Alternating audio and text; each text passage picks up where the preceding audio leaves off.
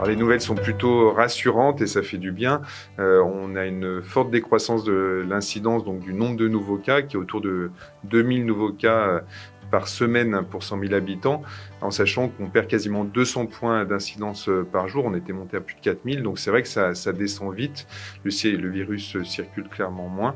Et donc, c'est des éléments qui sont plutôt rassurants parce que l'impact au niveau de l'hôpital est aussi moins important du coup.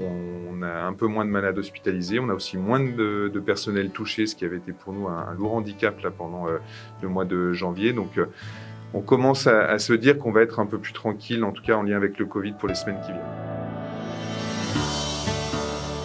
Alors la fin de l'épidémie, on va bien se garder de la prédire parce qu'on n'est pas à l'abri de survenue d'un nouveau variant, c'est certain. Et ça, personne aujourd'hui peut avoir un avis là-dessus. Par contre, il est clair qu'on est quand même à un niveau d'immunité entre le nombre de personnes vaccinées et le nombre de personnes qui ont eu le Covid ces dernières semaines qui est très important. Et donc, on peut espérer qu'on ait moins de risques de formes graves chez des patients qui pourraient faire le Covid et donc une saturation des hôpitaux qui est de moins en moins probable. Donc, de ce point de vue-là, c'est sûr que pour les mois qui viennent, on a quand même envie de se dire qu'on va être un peu plus tranquille. Alors, on a beaucoup de mal à avoir d'informations précises sur ce virus qui circule, semble-t-il, dans certains pays de manière assez large. En France, les données sont pas très claires, on ne séquence pas énormément, donc on sait qu'il est un peu implanté, mais on n'a en tout cas pas d'éléments d'inquiétude en termes de virulence. Il n'est pas plus virulent que BA1, il est sans doute un peu plus contagieux. Mais comme on le voit, néanmoins, l'épidémie régresse. Donc, ça a été un point d'inquiétude il y a quelques semaines. Là, on est un peu plus rassuré. Après, quand on parle de nouveaux variants, ce serait vraiment un variant totalement nouveau qui pourrait apparaître de manière hypothétique. Là encore, à ce jour, pas de signal d'inquiétude, mais les choses peuvent évidemment vite changer. Alors, le taux d'incidence reflète le niveau de circulation du virus, donc c'est un chiffre qui est important, mais c'est sûr qu'il est décorrélé maintenant de l'impact que peut avoir l'épidémie sur l'hôpital, puisque Omicron est moins grave, la vaccination protège, et donc malgré le nombre énorme de patients qui ont été touchés ces dernières semaines par le Covid, on a eu un impact hospitalier proportionnellement beaucoup moins important.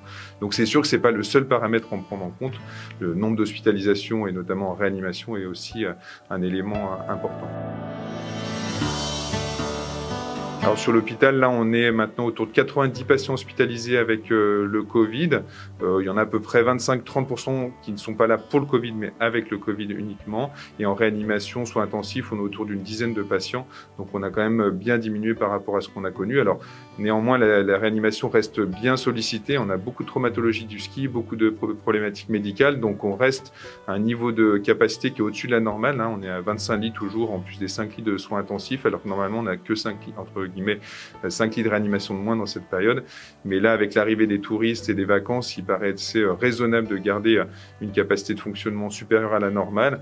Donc c'est sûr que le fonctionnement de l'hôpital reste anormal, tant en termes de lits d'hospitalisation et puis aussi en termes de déprogrammation chirurgicale. On n'est pas revenu à un niveau d'activité chirurgicale normal parce qu'on n'a pas les capacités de le faire, encore une fois, en grande partie à cause du Covid et puis les difficultés aussi de personnel.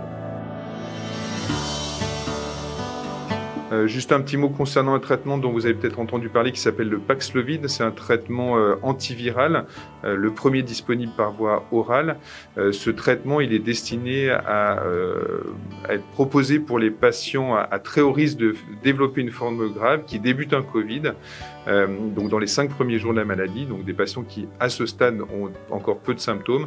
Et donc c'est les médecins généralistes qui sont susceptibles de pouvoir prescrire ce traitement. Donc il est important quand on est très fragile, quand on a par exemple une greffe d'organes, quand on est dialysé ou quand on a une chimiothérapie, si on sait qu'on a le Covid ou des signes évocateurs, de se faire dépister très tôt pour éventuellement bénéficier de ce traitement. Ça, c'est une discussion qui pourra avoir lieu avec le médecin traitant. Donc on appelle à la vigilance sur ce point-là.